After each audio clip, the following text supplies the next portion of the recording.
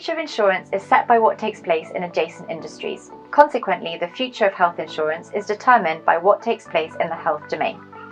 That's why we think it is essential to learn how the largest players in health think about the future and what their strategies are. Next on stage is Carla Bedard Pfeiffer. Carla is the Global Health Impact Leader at Roche.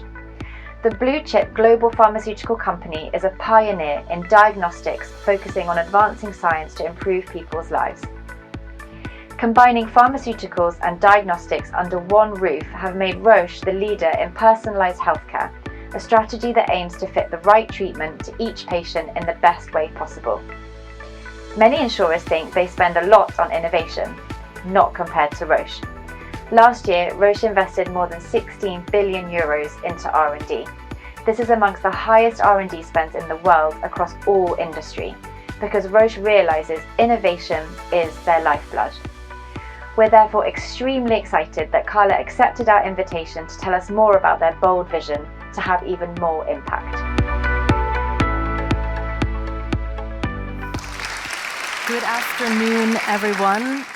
It's my first ITC. What a pleasure to join you.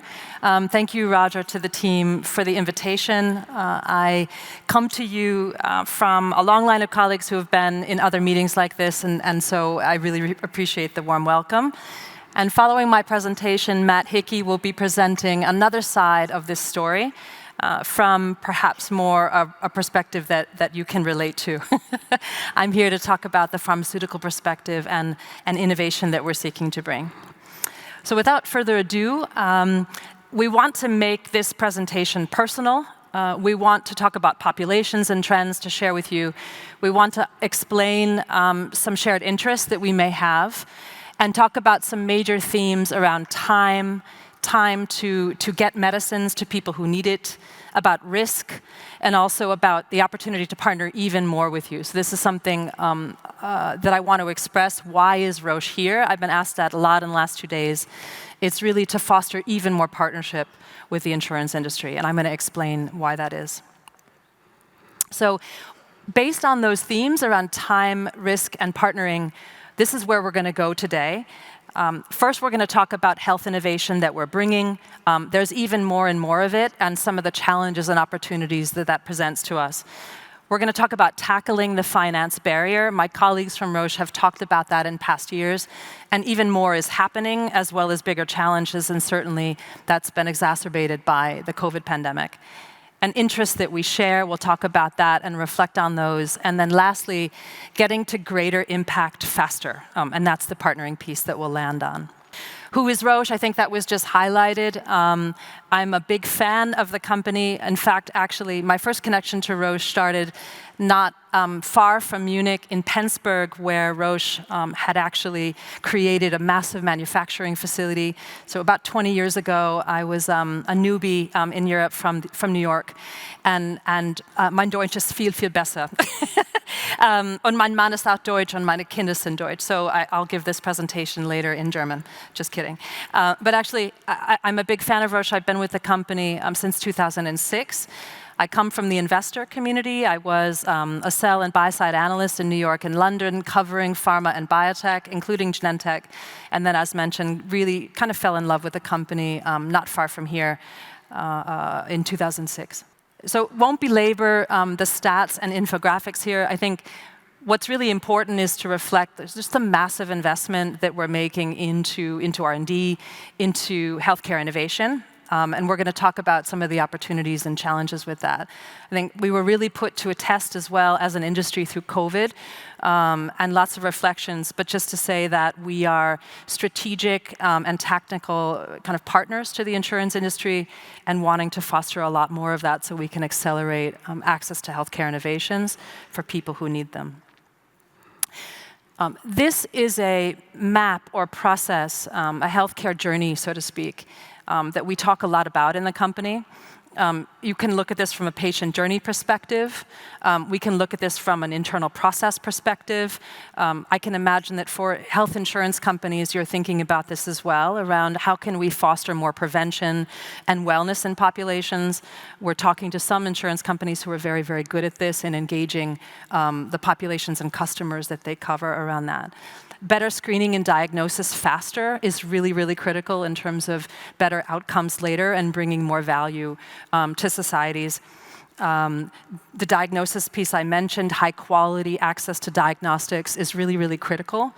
And then ultimately, what therapies are informed by that diagnosis, if that's needed, or maybe no therapies at all, and that's absolutely okay. And then monitoring of the disease over time. We're getting a lot better as an industry and with providers at monitoring patients. For example, my daughter was diagnosed with type 1 diabetes in May last year, and so monitoring is actually an essential part of my daily life now, and have great respect for the companies that are advancing this. This is a picture of our current pharmaceutical pipeline. This is intentionally small because we're intending to bring great impact. There's a massive amount of investment here, talent, scientific expertise, leadership, risk, and a desire and a need to partner. And so the question we're asking ourselves every day is, how do we bring this pipeline meaningfully to health systems, to societies, to providers, to patients? And Matt's going to talk in a little while about some of the ways that you may see this pipeline from an insurance perspective.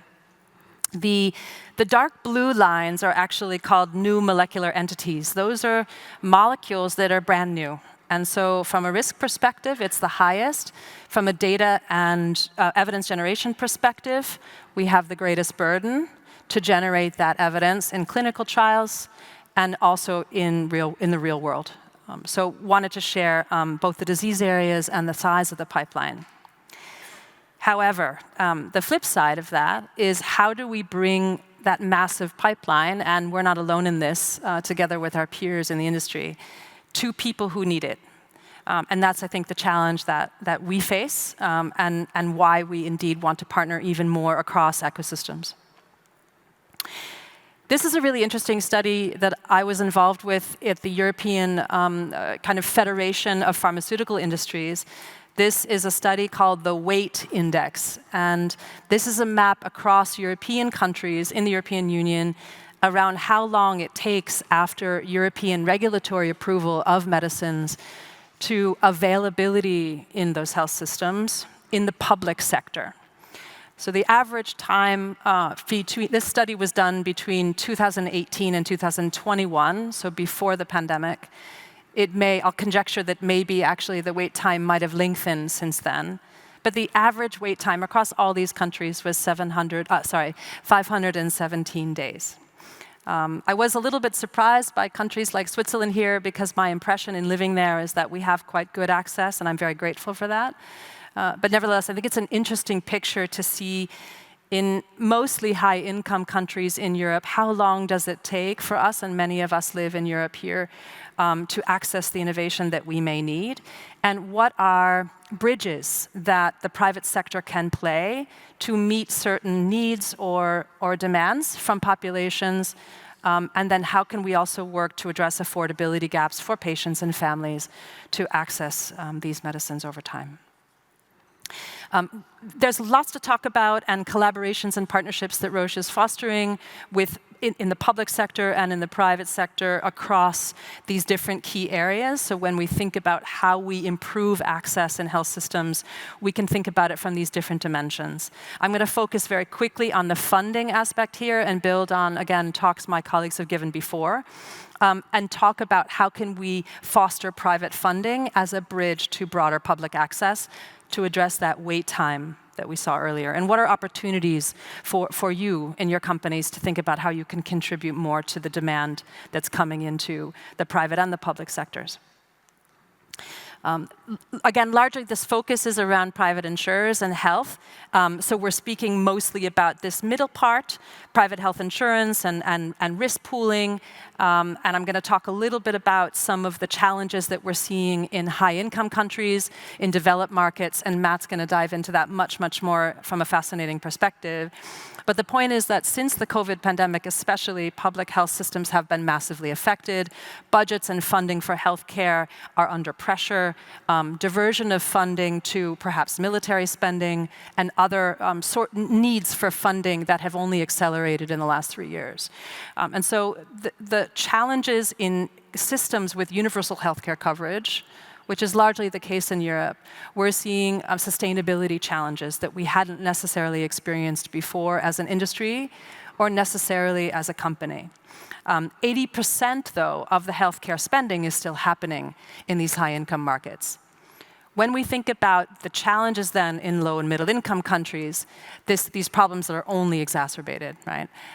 So Roche is working also in the low and middle-income country space from a public-private partnership perspective to foster faster access to care, investments in healthcare infrastructure, et cetera. So zooming in, I think this is really part of the key message of my presentation is what interests do we share? What interest do we increasingly share? And certainly we've mentioned time, we've mentioned risk, our risk aversion, our risk tolerance, our investments, the focus on ROI, the need for greater impact, the need for differentiating ourselves in our space, and we are, profitable for-profit businesses, right? So where we think we can help each other or foster more partnership is around some of those areas. How can Roche help you differentiate your products? How can we collaborate? We're exploring certain aspects around expertise, thought leadership that we have, whether it's in oncology, whether it's in diabetes, whether it's in exploring chronic diseases, and from a societal impact, how can we bring more societal value together? I've had great conversations with colleagues already in this meeting. Phillips, I'm not sure that the team is in the audience, but hey, Emily, we had a great conversation earlier about societal value. So these are things that we deeply care about. We're listening and wanting to partner much more. So please reach out to us because we want to add value in ways that we haven't before. This is an absolutely not exhaustive list, but let's say a safe list, which doesn't reflect some proprietary conversations that we're having with certain insurance companies at a global level. This absolutely doesn't reflect the local agreements that we have, that our affiliates have across the world. These are more kind of established global partnerships that we've fostered already. And as said, there's some conversations ongoing that are not reflected here. SCBF is a great example, inclusive financing. So we're really exploring some ways that add significant value with funding available or inclusive finance mechanisms available that can benefit countries across the world from an access to healthcare perspective. Really concretely, what areas are we really, really interested in? And we talked about the pipeline slide earlier, but I know it was busy. This is a summary of the disease areas that we're most interested in, and we've heard from you that reflects some of the interest that you have from a population perspective, and in terms of where you'd like to grow and differentiate. Oncology being key, and I'm going to hand it over to Matt in 1 second. Vision health and ophthalmology is extremely interesting, and if you're interested in that, please reach out. My impression is that vision health products by insurers tend to be a little bit separate from the rest of the body. I'm not sure why that is. Maybe someone can tell me, because my eyes are definitely connected to my body. Then chronic diseases like diabetes are really exploding from a population health perspective. Rare diseases and gene therapies, really, really tough problem to solve for, but something we've also worked quite a lot on with certain insurance companies. So making access a reality across the world is absolutely something we're deeply committed to and very passionate about. I'm pleased to hand over to a friend and an incredibly smart guy who can be very provocative, so hold on to your seats, Matt Hickey, and he's going to take it away. Thanks, Matt. Thank you very much, Carla.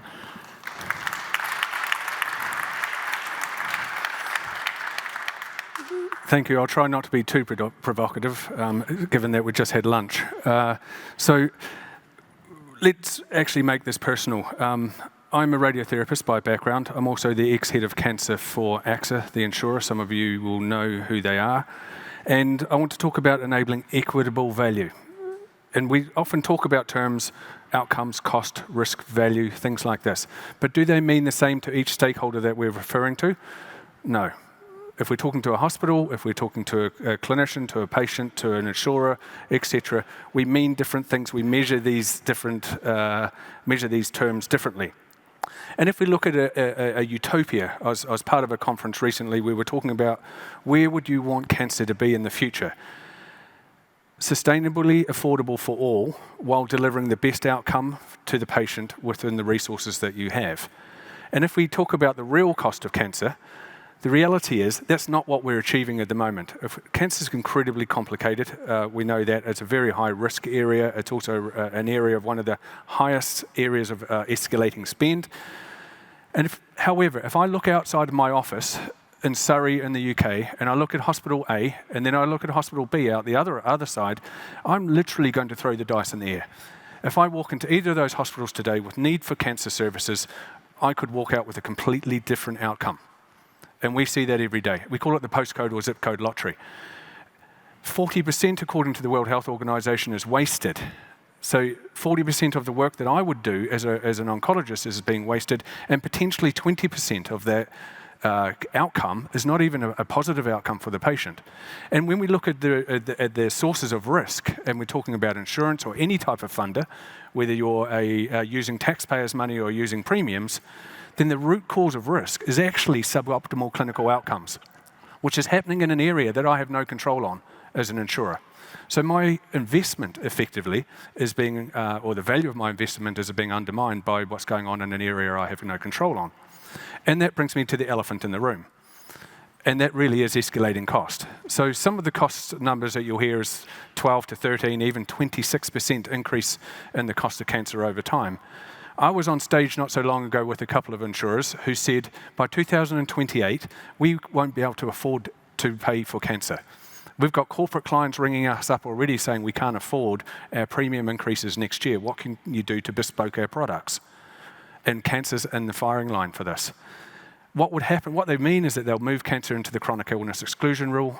Depending on your policy banding, you'll get a first year of treatment, maybe 2 years of treatment, and then push back over to the national service.